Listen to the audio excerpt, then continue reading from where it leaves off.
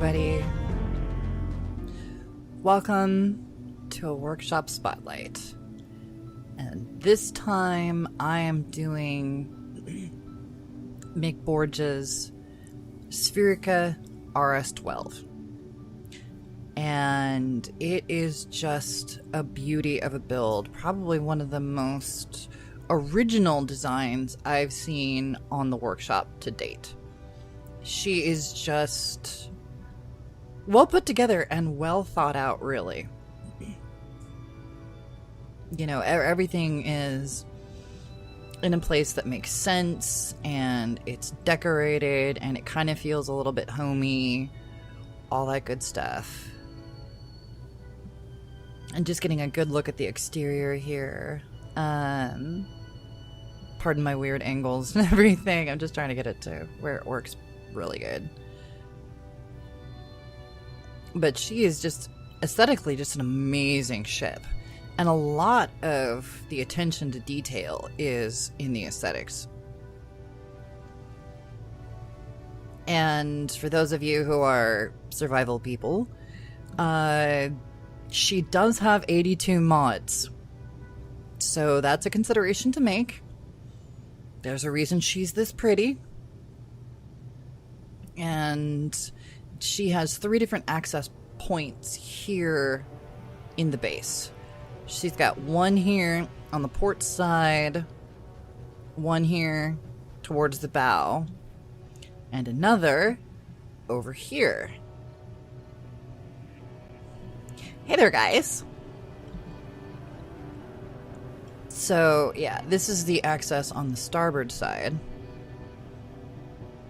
And all 3 of them have the Sectan airtight doors. And then the Darth Biomech big gate on the other side. So let's get on with our tour, shall we? Alrighty. So this one here, we'll just call A deck, has got those 3 access points, and right here on the inside, as if ripped right out of Half-Life 2, you have a suit recharger and a med station. I do not think those give you hydrogen and oxygen and all that stuff for your suits. But there's contingency for that further up. And in here, you know, the prep area, get your suits on, get ready to go to work. We'll head upstairs a bit. Both the front and the back kind of act sort of like an elevator shaft with these passageways and the doors and everything. But you have to use your jetpack, which isn't exactly practical on a planet, but it works for space, I guess. And here we are at B deck. And these doors are, like, at every access point on the decks. You'll see them throughout the entire ship. You've got some collectors and some assemblers on both sides of the ship. You've got the shelves there for decorations. And then you've got some storage area here in the back. A lot of this is just for decorations. And you go back here. This door makes a noise that I'm not... I don't know if that's deliberate or if it's just part of the design of the sounds. It's just a part of the design of the sounds, or maybe it's messing up. I don't know. But it definitely is a sound that lets you know that stuff is happening. Again, suit recharge, med station, at just about every door. Here is engineering, and it is just fantastic. Those are all generators. Those LCDs are just textures, but I'm pretty sure that in your own world, if you were to go through and put in some scripts and use those as just general LCDs, they would have information readouts and things like that. But it's nice for aesthetics. A lot of aesthetics on this ship. And these are longer range jump drives. I don't know who designed them, but they kind of look like a Sectan build. I don't know. I'm gonna have to look up the mod, but yeah. And it does have the ladder here. Digi, you're awesome. But the problem is right now that I'm running in stable branch, and for some reason the ladders don't work in stable branch. But it does have a little bit of an extender, and it does go all the way to the top up here. This is the second level for engineering.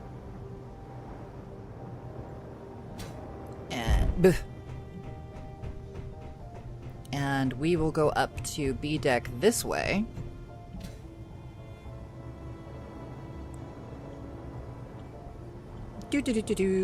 Bounce off the walls for a second, because I'm crooked. Hello, B deck. See? And here is the top part of engineering there.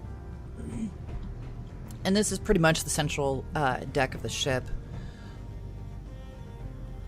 In here, you have living quarters. Very, very nice. Very, very nice. And then over here is some, you know, toiletries and showers and things. And that's dotted all over this deck. There's a couple of different cabins and whatnot. And lots of lockers for storage. And this is the same on the starboard side and the port side of the ship. So I don't need to go over this twice. More lockers back here. Some storage and things. The gyros. Just some engineering access stuff, basically.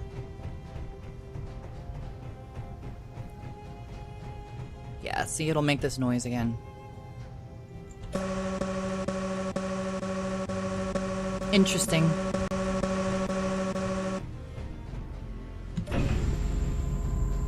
Hi, engineering.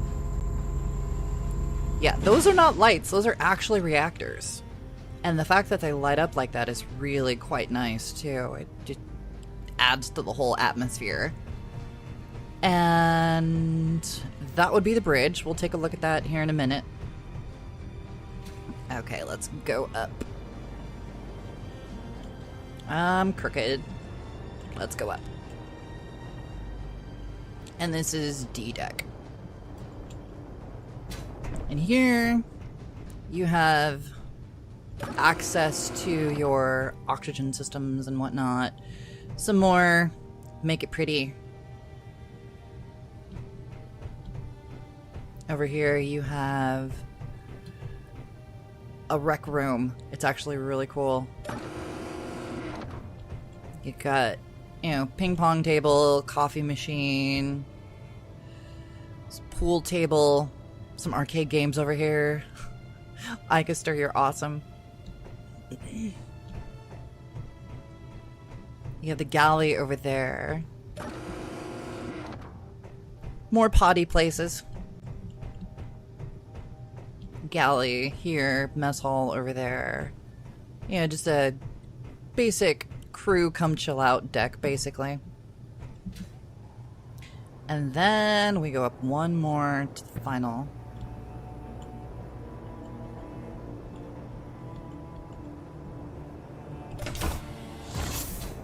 And we are at the top of the ship. You've got cryopods over here, some more storage, med bays over here to recharge all your stuff. Some computer desks. These are really nice design, by the way. I may want those in my survival world. Lots of medical stuffs. And we will go back down.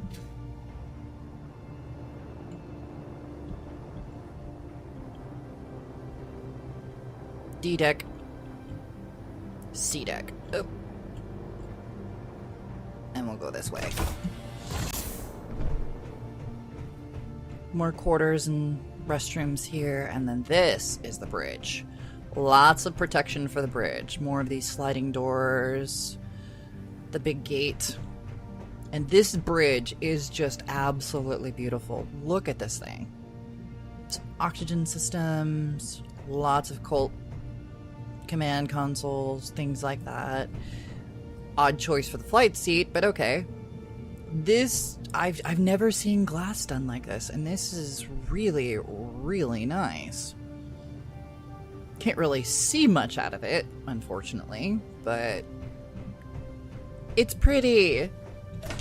This is the coolest feature. Right here off the bridge, you have another passageway.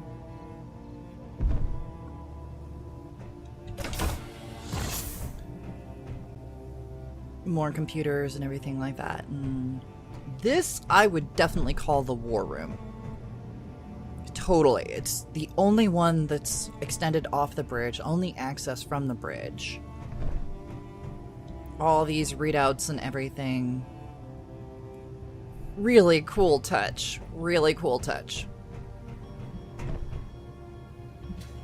Now, it is said by the designer, Mcborge, that this is a ship that is capable of going from atmosphere to space without the use of hydrogen thrusters.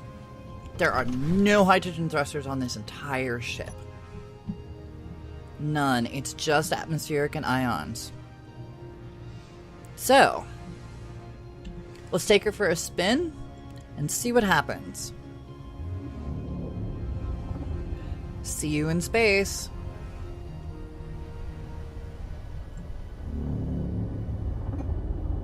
Well, proof of concept. Yes, this ship can go from the planet's surface to space with no hydrogen thrusters. However, the critique that I do have is that it takes forever. Because you can't just go straight up. Because the atmospheric thrusters start losing their ability to keep you aloft at about 10 kilometers. And they're completely useless at 15 kilometers. The problem with that, and why a lot of people use hydrogen thrusters, is that they bridge that gap between when the atmospheric thrusters are useless and when the ion thrusters are actually useful. They start, I think, at about 30 kilometers. I could be wrong. But you can't go straight up with this thing. You actually have to angle about 30 degrees up and then go from there. And go straight off the planet, basically. Just try to miss the ground, essentially. And that takes a long time.